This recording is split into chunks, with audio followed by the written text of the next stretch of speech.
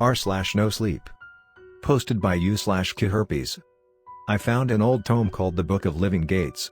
It opened up a portal to another world. My wife and infant son died in a house fire a few months ago. It was set by some serial arsonist who has yet to be caught.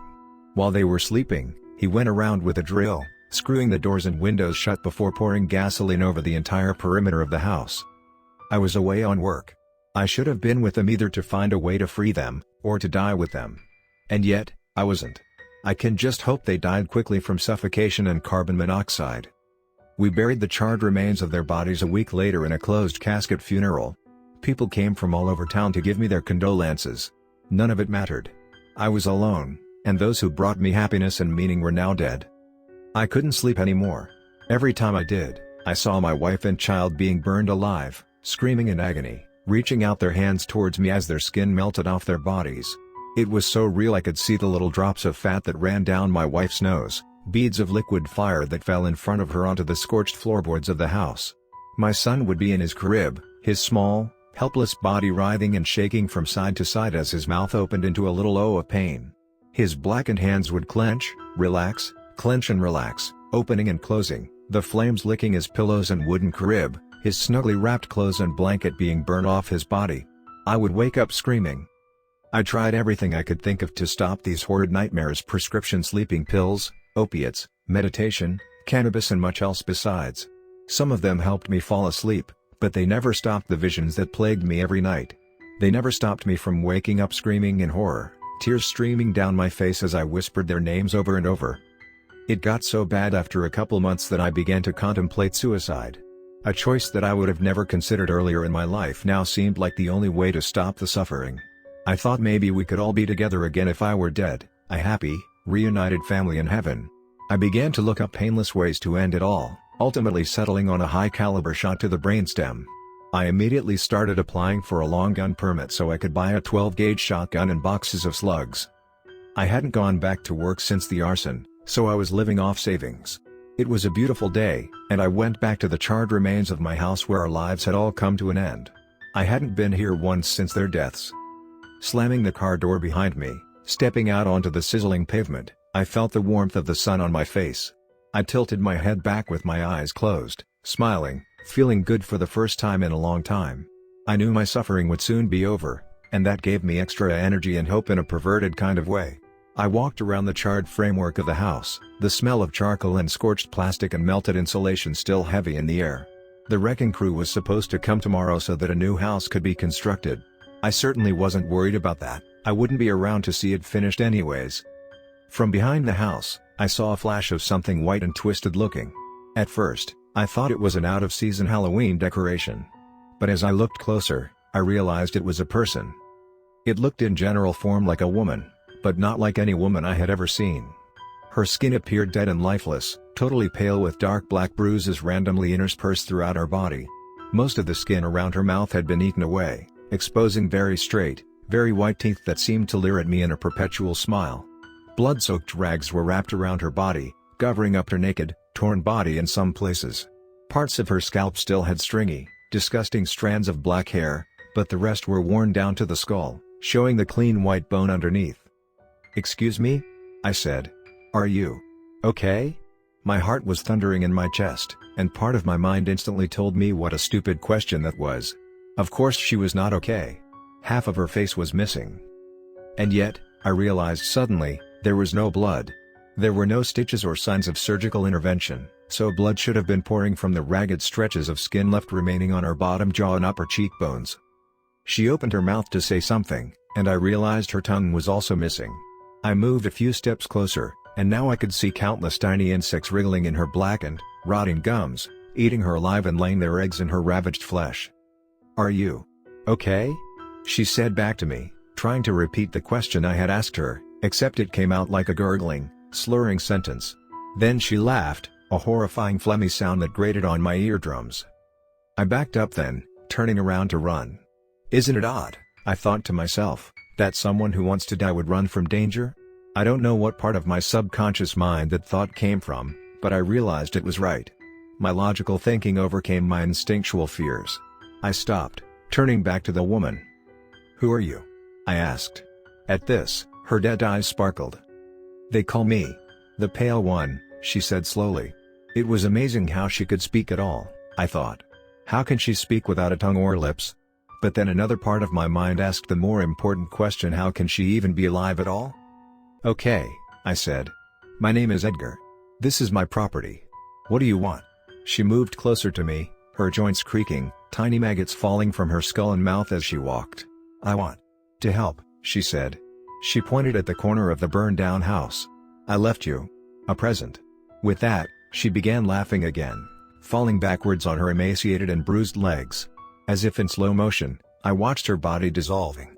Her head disconnected from her torso, strips of flesh falling off her legs and chest and disappearing into the grass. Within seconds, she had vanished. Her entire body had come apart and been sucked into the high, unmowed grass. I ran over, looking down, but there wasn't a single trace of the body that had been there. Except for, of course, the maggots, flies and other various insects that squirmed in a pile where she had fallen. "Wow," I said to no one. "I am absolutely fucking losing it." An imaginary checklist appeared in my mind. Suicidal thoughts check. Hallucinations check. Crippling depression check. Isolation and loss of friends check. I walked to the corner of the house where she had pointed, the wall having fallen out during the fire and the resulting collapse of the structure. I caught a glimpse of something pale and white where she had pointed. The charred floorboards crunched under my feet as I walked over to it and picked it up. It was just a book, though one that was totally untouched by the fire. It must have been put here after the fire, I thought. I read the title, The Book of Living Gates. The binding felt warm under my touch, as if the book were alive. The leather used to bind it looked suspiciously like human skin, white and soft under my trembling hands. I opened the book to the first page and began reading. Very quickly, I realized this was some sort of occult book. It called for gathering certain ingredients and calling on ancient, unknown gods to open doorways to the land of the dead. I will not be posting the necessary steps for the ritual here. No one should ever try to replicate anything I did. If I knew then what I know now, I would have immediately buried that book 10 feet underground in the middle of the most isolated nature reserve, so that no one would find it. Instead, I took the book home, went around to try to procure the necessary ingredients, and started the ritual in the back of the cabin I was renting. Some of the ingredients, like a pound of human fat, required me to break into medical dumpsters and biohazard areas. Others, like salt, candles and a dagger, were far easier to procure. Within 48 hours, I was standing in the middle of the circle of salt and human fat, reading the incantation to the primordial god Volhotep. I had soaked the floor of the entire circle in human blood, as requested by the book, afterwards cutting my left hand and pouring some of my blood into the center to mix with the blood of the unknown strangers. As I chanted faster and faster, something began to happen. The clear night was suddenly filled with lightning clouds. Bolts struck the forest all around me, splintering trees and sending a cacophony of thunder and destruction over the landscape. The perimeter of the circle had begun to glow, at first only a pale light, but then getting so bright that I couldn't look directly at it. Before I knew what was happening, the circle I was standing on began descending. It was eerie, the way the circle separated from the surrounding earth. The walls of dirt were perfectly circular, perfectly straight. I went down faster and faster, seeing earthworms and vole tunnels as I descended. Soon, I was submerged into blackness. Looking up, I saw only the smallest pinprick of light where the night sky and flashing lightning still appeared. After another few seconds, though, even that disappeared. Finally, the circle came out the bottom of whatever arcane tunnel we were in. It smoothly descended through a layer of blood-red clouds. Looking down, I saw I was in another world entirely. What looked like lines of long ants trudged forward below me. But as the circle of blood-soaked earth slowly descended through the air, floating down even though nothing was there to support it, I realized I wasn't looking at ants at all, but people. Millions and millions of people were moving forward slowly, trudging along without interest, their eyes dead and their faces blank. Looking farther out, I saw huge pyramids being built by the enslaved masses. Some of them looked like they soared thousands of stories into the air. I saw dark green and black reptilian gods hundreds of feet tall, tentacles whipping out of their mouths as they surveyed the masses. Their wings moved languidly behind them, stretched skin pushing out a soft breeze as the gargantuan, bat-like wings moved up and down. Claws bigger than a man appeared on the feet and hands of all these ancient gods, and I saw their likeness carved into many of the pyramids or sculpted into huge works of art. An odor like ozone, sulfur, copper and iron filled this entire wretched place, blowing on the wind underneath the black and red swirls of the sky. Flying monstrosities circled the assembled lines, looking like pterodactyls in some ways, but with glowing red eyes and dozens of whipping, razor-sharp tails. If anyone stepped out of line, the flying monstrosities would swoop down and pick them up, biting them in half or taking them away to destinations unknown. My circle came slowly to the ground, landing softly. In the nearest line of people, I saw my wife, holding my infant son, trembling. Her eyes were wide and unseeing. "Sharon!" I called. She blinked, looking around. She saw me, standing there only 50 feet away. She was part of a massive procession of women holding infants or young children. "What are you doing here?" she asked in a slow, dead voice. "You aren't one of us." "Not yet. Go home, Edgar." I just needed to see you one last time," I said, tears forming in my eyes. "I couldn't live without you and Mikey." She shook her head slowly. "It's almost over," she said, pointing at the pyramid up ahead of her. "They're going to kill us, Edgar. Then this will all be over. The ancient gods want." Emotion broke over her face, and she began weeping, falling to her knees, still clutching Mikey tight to her chest. "They want to cut us open and eat our hearts. Even baby Mikey. They don't care." I tried pleading to them, offering myself instead. I tried to run towards her, but the invisible, protective wall of the circle stopped me. I slammed into it hard, then began hitting my fist against it.